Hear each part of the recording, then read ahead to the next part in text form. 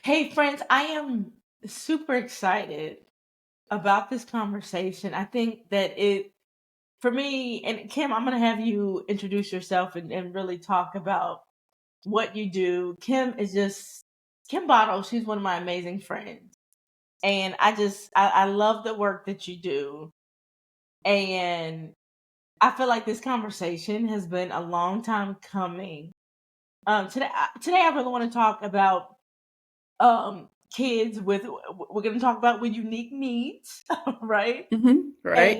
And how we as leaders can really help to equip our people.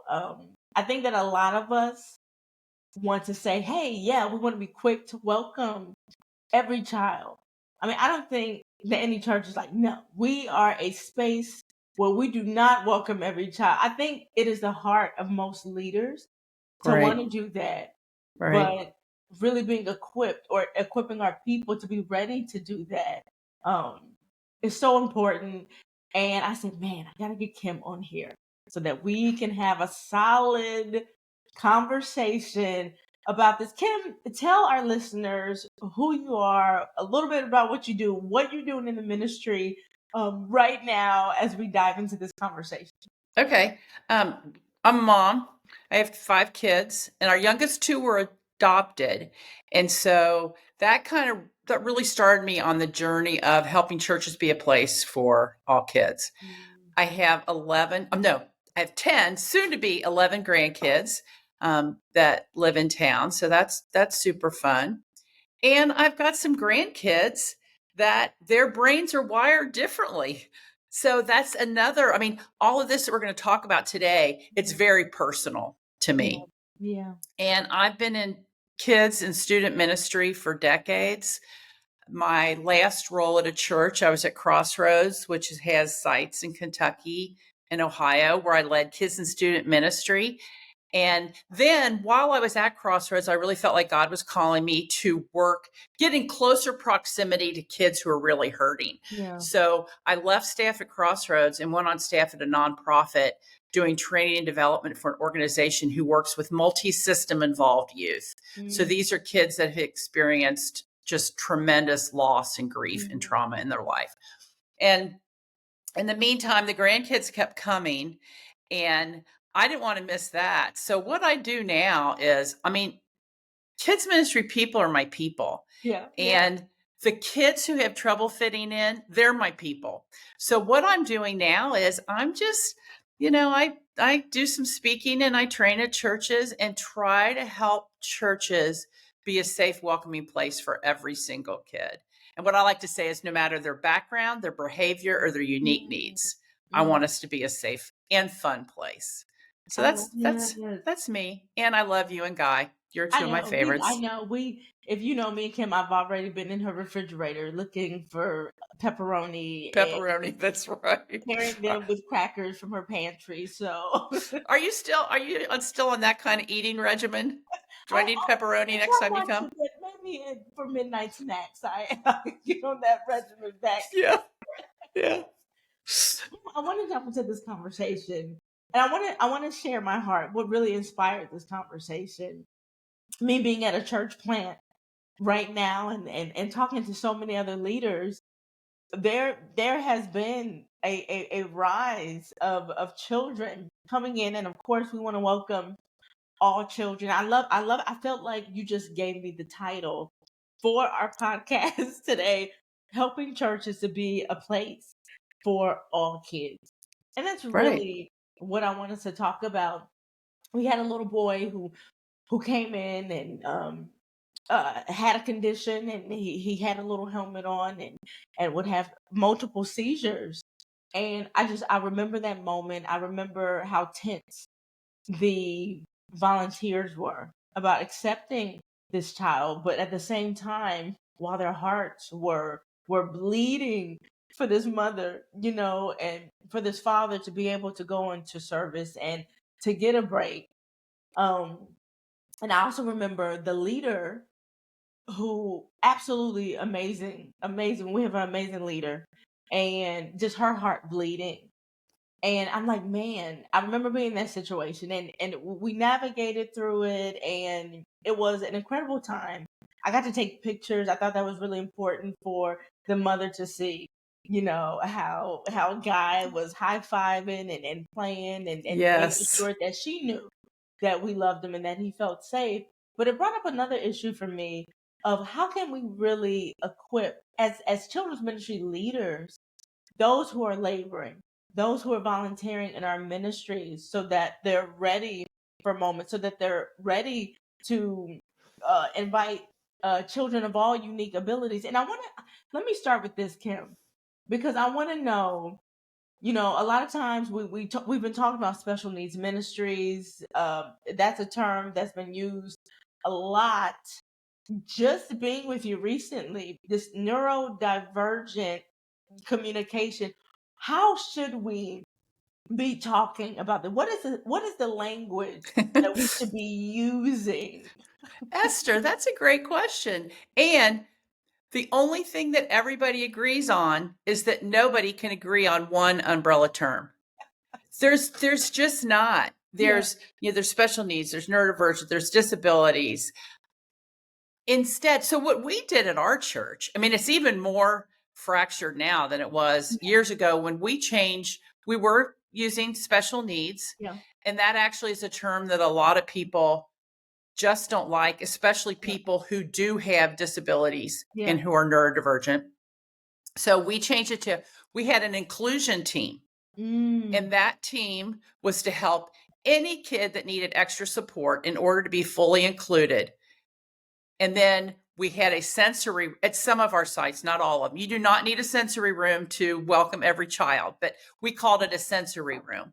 So we took out the term disabilities, special needs, all of that, because really there's a lot of kids who might need some extra TLC that don't have a specific diagnosis. And we don't want to say, oh, okay, let me see the paper and the doctor's note. We want to give that child what they need. So I think the best way for churches, if you're trying to figure out the right language, talk to people in your church and community. Find out what terms they use. Find out what terms the schools use. Schools a lot of times are still using special needs.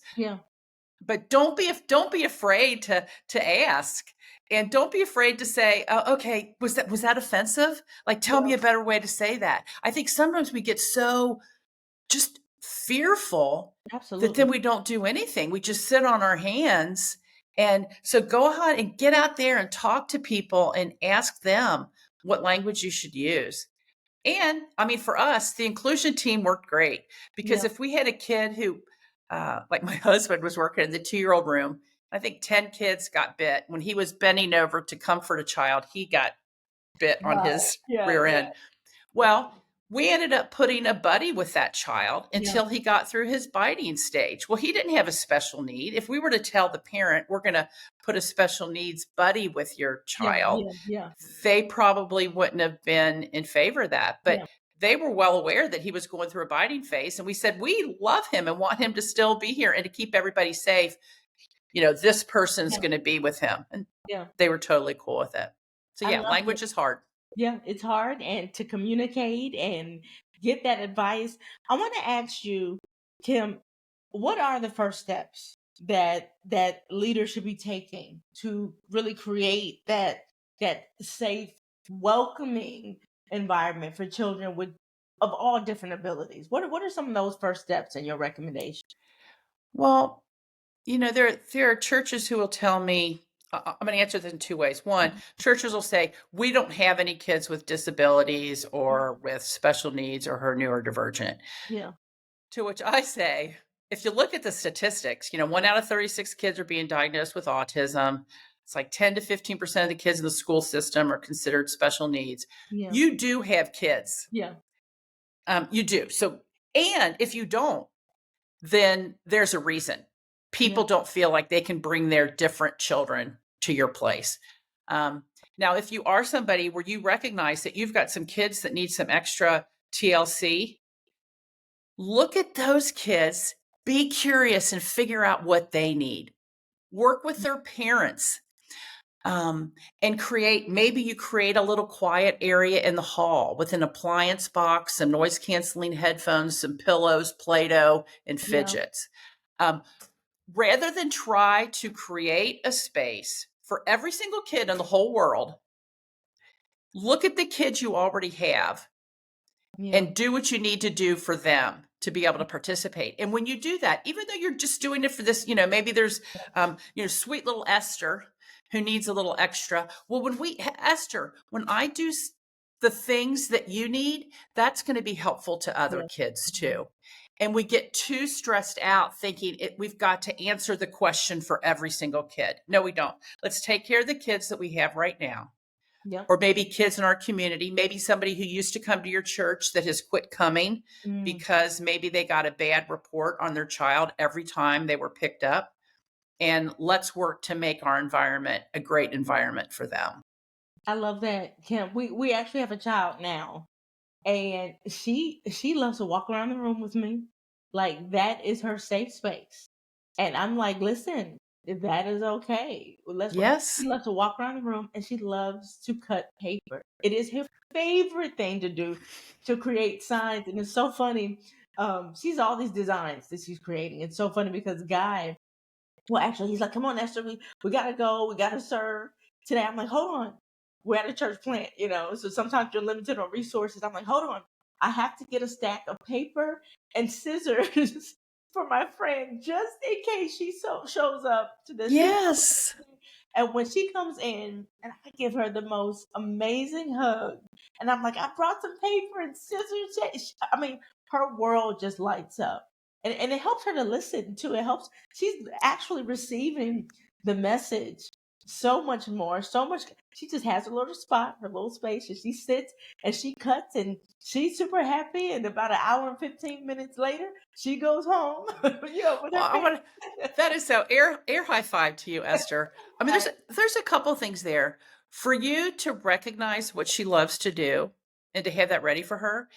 That means that not only does that make her feel known, that's going to make her parents feel so comfortable leaving Mhm. her with you because they know that you know her well enough Yeah, to yeah, have this. Because I'm sure she loves to cut paper at home too. yeah. And then, secondly, it's about flexibility. I love what you said as far as when she's cutting the paper. I can't remember exactly how you said it, but she's actually, Yeah. it helps her to listen.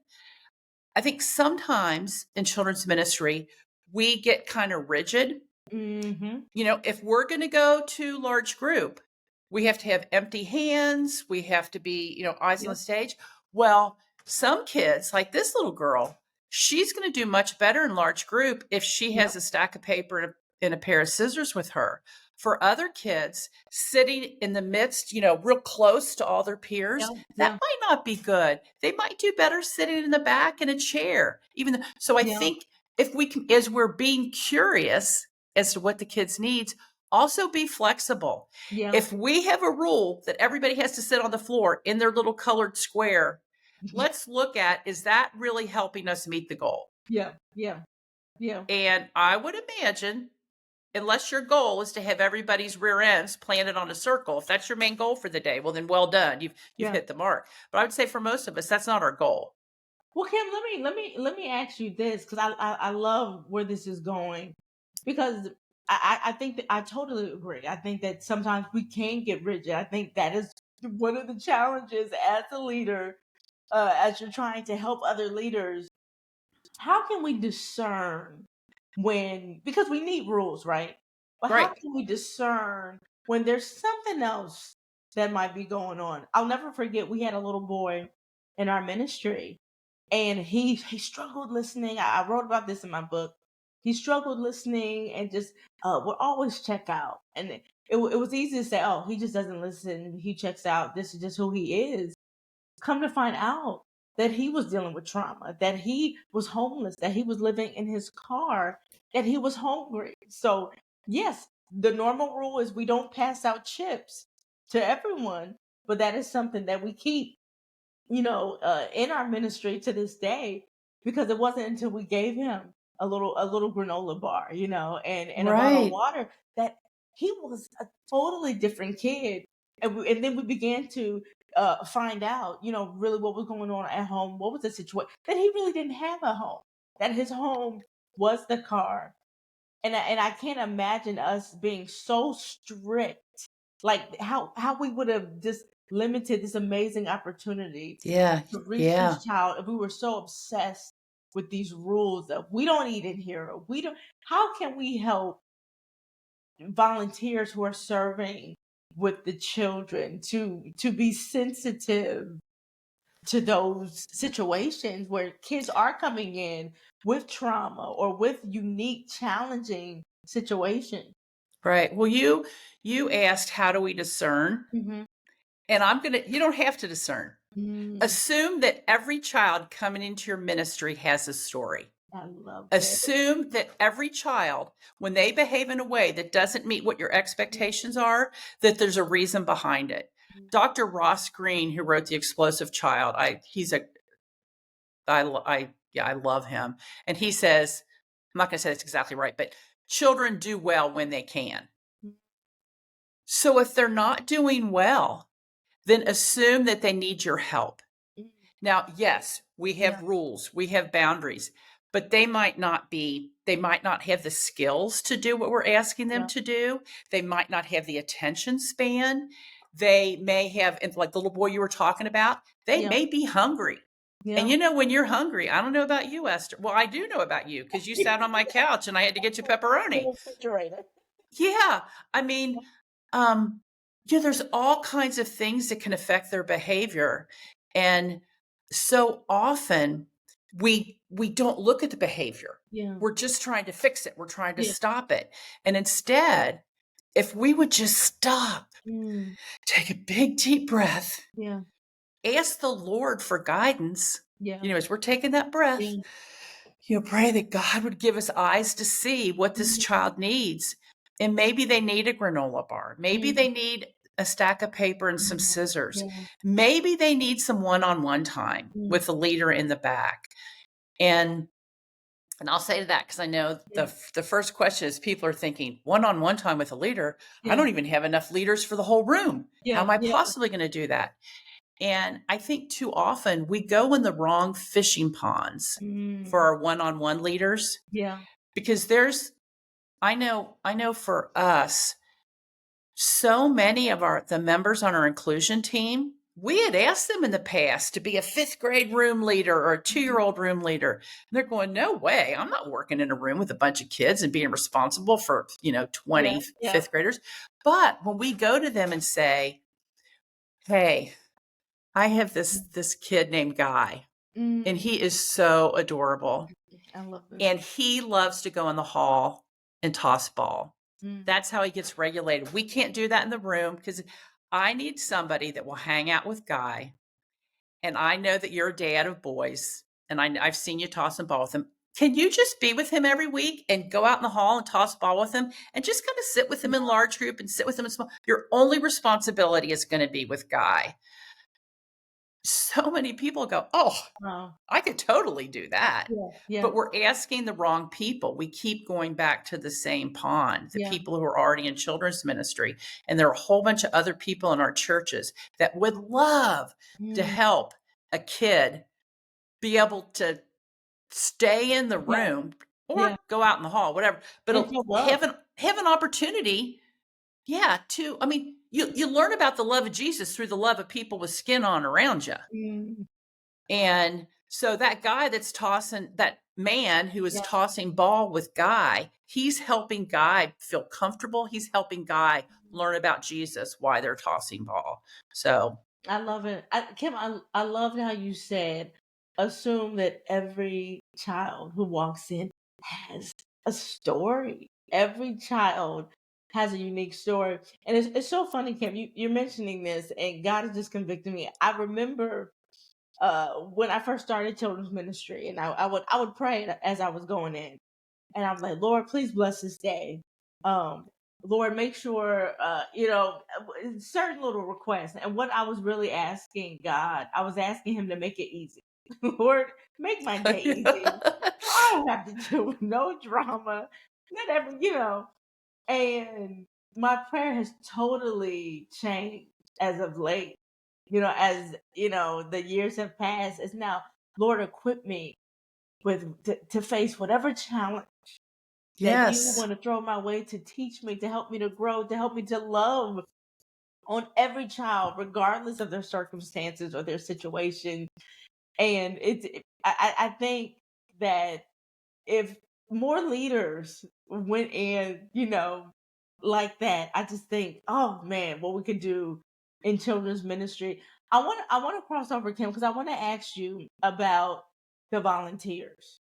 I want to ask you about, okay, we have these kids. We know that these kids, some of these kids may be challenging for Right. our volunteers. How can we help get them in the right headspace? What should we be doing to equip them?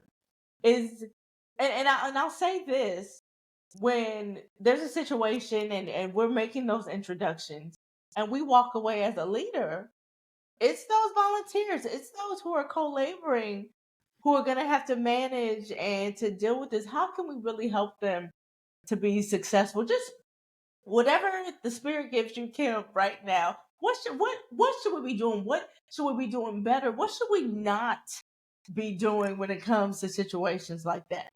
Well, I think as far as what to do, Mhm. we want to give the leaders some practical strategies that Yeah. they can use right away. And, you mentioned you changed your prayer. Yeah. I think one of the strategies has to do with our mindset. Mm, yeah. When we see a kid, well, Karen Purvis says, connect before you correct. Mm, And so when we see a kid who's exhibiting a behavior that doesn't meet our expectations, rather than immediately go to punishment or time mm, out or start the 3 strikes you're out, which, oh my gosh, don't get me started on that whole thing. But um, instead of doing that, yeah. let's look at that kid as somebody who needs connection. I had somebody who Mhm. came to one of my workshops and said, so what you're saying is a lot of times when I see challenging behavior, I think it's a discipline issue, but really it's a connection issue. And I'm like, that's brilliant. I'm going to Yeah. write that down. And a lot of times it is. Kids are looking for attention and they don't care whether it's positive or negative. They Mm, just want attention. So helping equip your leaders to know that yeah. every kid has a story, there's things that's affecting their behavior, so it's not about us. Yeah. I mean, I don't know about you, Esther, but I've had times where I've gotten, super mad because I've planned this amazing Yeah. thing. And then in my head, some kid has Yeah. ruined it. Yeah. And then I'm like, so like God can't work with a Yeah. disruptive fifth grader in the room? I Yeah. think he Yeah. can. I think he can. So as far as equipping them, having some Yeah. conversations with them about what our goal is, Mm, what we want to do, giving them some questions that they can ask as yeah. far as like this little girl, how did you get to the point where you knew she loved to cut paper? Kim, I'll say from spending time with her, from not being so obsessed with the rule, from recognizing exactly what you're saying, this need for her to connect, and I'll tell you, I am known as the class to our other leaders. I am known as a classroom softie, and I'm like, hey, I am okay with that. If that means when the most difficult child in the room runs up to me to give me a big hug and it just obsessed and just wants to be with me, that tells me that I'm doing something right. I know for some people who are so obsessed with the rule, well, she's a pushover. She needs to teach her to sit down. But for me, I receive it totally different.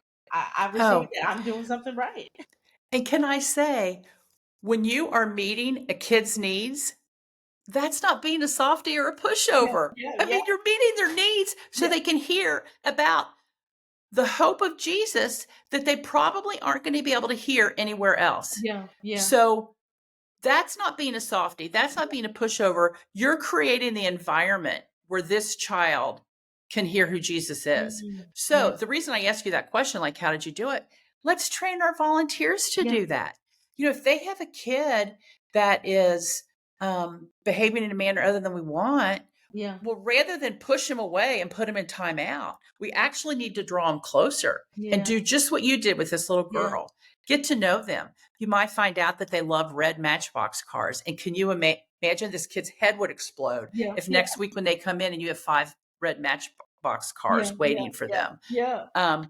And again, I'm I am okay with buying 5 Matchbox cars for a kid if Yeah. it's going to enable him to hear about Jesus. Yeah. Back again to the goal. Yeah. You Yeah. know, call me whatever you want. Yeah. But if this kid is going to be able to hear about Jesus and grow in his faith, like what would you not do Yeah. Yeah. in order to Yeah. accomplish that? Yeah. Yeah. Kim, I'm so bad at this. And I'll tell you, there was this one child, it was so funny. Sometimes she would get so sad. She always felt like she wasn't picked for a game. She's like, oh, I really want to do the jumbo cup stackers, and I feel like I'm just never picked for this game. And I just really want to be a part of this. I just really, and it's so funny. I literally, and guys like, Esther, you're crazy. I literally rode up to her house. I went on Amazon and found a whole pack of jumbo cup stackers. By the way, they're not cheap. Oh, Laughing like darn. you're a crazy person. And I dropped them off at her front. I knew where she lived. I dropped them off at the front, and I texted her mom, "Hey, just want you to know I left something really quick for your daughter at the door." And she opens it up, and her daughter's screaming. She said, "I cannot get her to stop playing cup stackers. Like she's so excited. She's playing every day, and I mean, she felt so loved. The little girl felt so loved. That made me feel just that it Right. made me feel amazing. It was overwhelming to me to be a part of something bigger, and I think that a lot of us at the end of the day, we want to be a part of something bigger than ourselves. Like this mission is so huge. It's those moments of going above and beyond and meeting a child and just in that special way that meets them personally. Those personal connection points, not just assuming one child fits all sides. This is a child is a child or a kid is a kid, but coming in with what you're saying, they all have different stories. I've learned that they all have different insecurities. Right. We have children who are struggling so harshly with anxiety. And they're coming in Oh, and anxiety and depression levels have doubled since the pandemic. So mm, yeah, we've got a ton of kids that yeah, are and anxious. I don't think that this is the time for us to become even more obsessed with a role, but just to really make those connection points. Kim, what do you think? What can I just say about the rules? Yeah, Let's look at Jesus. from all of What was the rule about healing on the Sabbath? yep, You yep. know, I mean, You Jesus don't broke do rule. it, Kim. You don't do it. I mean, I think that's where we need to look at our goal. Yeah, If we have a clear understanding of what our goal is, it's going to make it a lot easier to be flexible and know what rules maybe aren't always necessary, or maybe we even need to throw them out. yeah. Kim, you said an important word. You talked about training. What does that look like for leaders? What would you say to leaders who aren't equipping, who aren't training their volunteers when it comes to dealing with children of all energy levels, of all unique abilities? Like, what should we be doing? Because, and I'm going to be honest, that is one of my, and because I've dedicated my life to training, that is one of my sticking points. I'll have leaders just across the country contact me. We really need to get our people to do this. And if only we get our people to do this. And I'm like, well, how have you trained them? How have you equipped them? How have you Right. done your homework to know how to do that? And it's crickets. And the truth is they haven't done much of anything. Speak to us on this because I think it's so important in order to make those connection points to help our people to feel comfortable with doing that. What would you say to those people who aren't doing that right now, who aren't equipping their leaders? Because sometimes I just feel like Well, it's so. shame. I would say you need to change. Mm, I mean, those are your sheep, and you're sending them out to the pasture without the stuff that they need to do what yeah. they're supposed to do. I mean, Mm, we've got to train them. And as far as how, one of the things is, we train on these difficult behaviors. It's first helping people understand, like, what do I really believe about kids? yeah. What's my mindset? Because if we have people in our ministries who think that some kids are too far gone, Mm, or some kids are unreachable. Well, they are not going to show up in the way that we want them to show up. And I Yeah. believe because um, Jesus tells us, our mind can be transformed. Yeah. And Yeah. you look at Paul. I mean, I bet a lot of people, I bet a lot of people weren't thinking Saul was going to turn Yeah. out Yeah. Paul, Yeah. that we're still learning from today. So it's looking at our mindset, and you can do all kinds of fun activities with your team Yeah. about that. What do you believe about kids? And then moving into, you want to build some empathy. Mm. And so you do that by sharing some science, statistics, and stories. Mm. You share science about how the brain works. You share about how kids who've experienced trauma, their brain Yeah. gets rewired for survival. I Yeah. mean, it doesn't have anything to do with you, Esther. Yeah. It's because of what's happened to me in my past is why I'm responding to you in that way. So we do it. And it's true statistics about how many kids have ADHD and autism. Their brains are wired differently. And then sharing some stories while protecting the kids' stories. Share stories of the kids in our ministry. Because Mm. I know Yeah. when we started sharing stories, and it was anonymous, we did it so there was no way to identify the kid. They'd say, I had no idea that we had children in here that have experienced that Mm. kind of loss and Wow. Yeah. grief. Yeah. So you do that, and then you give them practical stuff. And some of the practical stuff, things like do-overs. When somebody misbehaves, you don't just send them to the corner to think Yeah. about what they're doing, which Yeah. like sending a 4-year-old Yeah. to think about Yeah. what they're doing. They're not thinking about that. They're playing with their Yeah. shoelaces. So teach them how to train kids by a do-over by going, hey, let's try that again. When we Yeah. go from large group to small group, we walk. Let's try that. Teach leaders about the power of yes. There's a lot Mm. written about what no does to the brain. Like when you hear Yeah. no, it actually does something to your Yeah. brain. But instead, when you Mm. hear yes, now that doesn't mean that you say yes to everything a kid wants. Yeah. There's a lot of things that we're just so quick to say no. If a kid says, I mean, how many kids do you have come in, Esther, and they're going, I want a snack? Yeah. Yeah. Well, rather than go, no, Yeah. it's not snack time. You go, oh, yes, we're going to have a Yeah. snack. We're going to do this, and we're going to do this, and then we're going to Yep. have a snack. Yep. And if it's a kid with a food insecurity, you might put their snack on a little paper towel with their name on it and say, Yep. here's your snack right here, so they know it's there. And I had one leader, it was a couple weeks ago, and she called me and she said, I don't know what to do. During her midweek programming, every kid comes in hungry. They all want snacks, and we don't do snacks till the end. What should I do? And I What? went, feed It's them, obvious. feed them, do snacks at the beginning. So there are all kinds of different techniques you can Yeah. Yeah. train on. Yeah. Connect before you correct though. That's my Yeah. absolute favorite. Mhm. Where I love that. you connect with the child. If Yeah. I see you, Esther, that you're upset, I'm gonna connect with you by trying to identify your feelings. Like if you Yeah. just grabbed a truck from another kid and then hit him on the head as you raced off with it, I'm gonna say, Esther, maybe I know that you love green Yeah. trucks. I might say, Yeah. Esther, I know you love green trucks. Yeah. Well, that right away, you're gonna go, Miss Kim knows me. She Mm. knows that I love green trucks.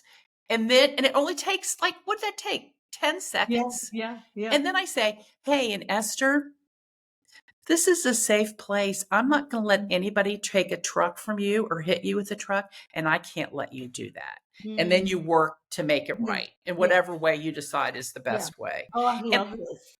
and I think some things too, like you were talking about training, there is no one size fits all. Mm. It's not like you can say, Yeah. always do this, always do this, always do this.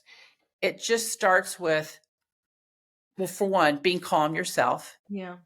Because if you're not calm, you can't assess the situation. Your thinking part of your brain's not working. So be calm and then be curious. Mm. You should draw that kid Yeah. close and then be flexible. To give that kid, give her a stack of papers and some Yeah. scissors. Yeah. I mean, be flexible. So I think if you just kind of go with those things in mind, that Yeah. helps. That helps a lot. And it I might like end that. with a granola bar. It might end with, toss and ball in the Yeah. hall. Yeah. Yeah. It might end with phenomenal testimony that you It didn't know will. it was It coming. will end. It Yeah, will yes, end. yes, it will. And speaking of end, Kim, Yes. Yes. I want us to end our time together with you just encouraging that leader or that children's ministry volunteer who is totally intimidated. I don't listen. I'm doing this. I'm trying to do the best that I can. Life has. I have found myself here. I am in children's ministry now, but I feel totally intimidated when it comes to kids with certain energy levels, or how do I deal with trauma? I don't know. This child has this disability. Can I do it? I want you to end with some encouragement for them. What would you say to them, to those who are like, I don't know what to do, or they shrink back when it comes to welcoming those children instead of leaning forward? What would you say to them? Of course, you don't know what to do. When we see something new, we don't know what to do. We're going, I don't know what to do. And so take a deep breath. I think I've said that a couple times now. Take a deep breath, Yeah. and God will give you what you need. Mm. Lean on your other team members. Yeah. You don't have to be an expert. I mean, okay, now I've had a bunch of training now because I Yeah. was really called to these Yeah. kids 20 years ago. Yeah. But 20 years ago, I didn't know what I was doing. Yeah. And it was just building relationship with the kid. It was listening to what they were saying to me, maybe not through their words, maybe through their Yeah. behavior. And you can do that. Mm. Everybody can do that. And as far as I think trauma does scare people, it's Yeah. like, oh my gosh, what they've been through, and I don't want to Yeah. re-traumatize them. I don't know if you've heard of Bruce Perry. Mm. He's my trauma crush. I mean, oh my gosh, I love him. He wrote a book with Oprah, What Everyone Happened should to have You? a trauma crush. I mean, you're not living if you don't have one. But he's a psychologist. So until he got fancy writing books, he made his money from seeing people in therapy. Mm. And he says that healing happens through human connection and relationship, Mm. not therapy. Wow. It's relationships that are the agents of change. So I always say, hey, do you have any friends? Do you have any people you text or like go out to coffee with? Great. You have the ability to form relationships. You can form relationships with these kids who are really hard. Do it however you do it with Yeah. your girlfriends or your guy friends, keeping in mind that you might not talk about the same Yeah. kind of thing with Yeah. a, Yeah. 6-year-old. But I think we make it too hard. Yeah. Yeah. We just make it too hard. And Agreed. it's about just getting down on that level with the kid. Mm. And you might need extra supports. You might need to call in an occupational therapist. Yeah. I had occupational therapists on speed dial who worked with kids all week and they didn't want to work in kids ministry on the weekend. But if I would give them a situation, or sometimes they would come in and observe, they would give me some new tools Yeah. to Yeah. use with that child. So, use your call a friend card. Don't do it alone. God, that's why Jesus sent people out in twos. We're not supposed to do it alone. But Yeah. my encouragement is we need you in the game. We Mm. need you in the game. The kids need you in the game. Mm. There's a whole generation of kids growing up who have no clue who Jesus is. Mm. And what an awesome thing we get to do. We get to tell them about hope that they're not going to find on Netflix or their games, or, we can tell them about that. And you have what it takes. You Yeah. might have to dig for it. Bam the dig. I love it. Yeah. I love it. Kim, thank you so much for just pouring out your wisdom just on us. Y'all know that I love Kim, and I'm pretty sure you can figure out why. She just, her heart for the Lord, her heart for every child, not some children or these kids over here or the easy kids. It's just we all need that, Kim. I love what you do for the kingdom of God. I love how you inspire us all to lean in, and to just make this massive blessing to all children. So Oh, keep thank doing you, Esther. what you are doing because it Can I say one more thing about yeah. the Easy Kids though? I, Easy you kid. know, I used to be the one where I would walk in and I would gravitate toward the clean, compliant kids.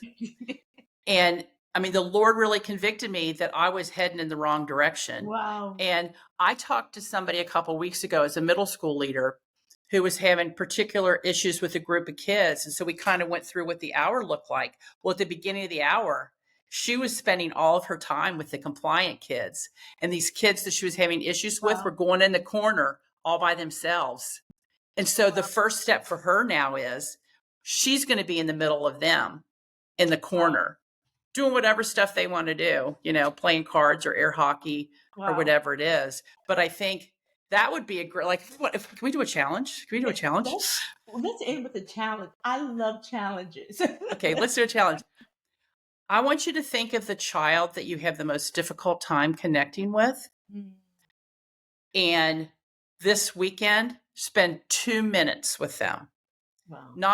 Not reviewing the rules, not reviewing what infractions they did last week, but 2 weeks finding out what they did last week, what their favorite TV show is, what their favorite food is. 2 minutes. That's the challenge. Wow. 2 minutes. There you have it, friends. Thank you for taking time out of your day to listen to this just impactful conversation. We will see you the next time.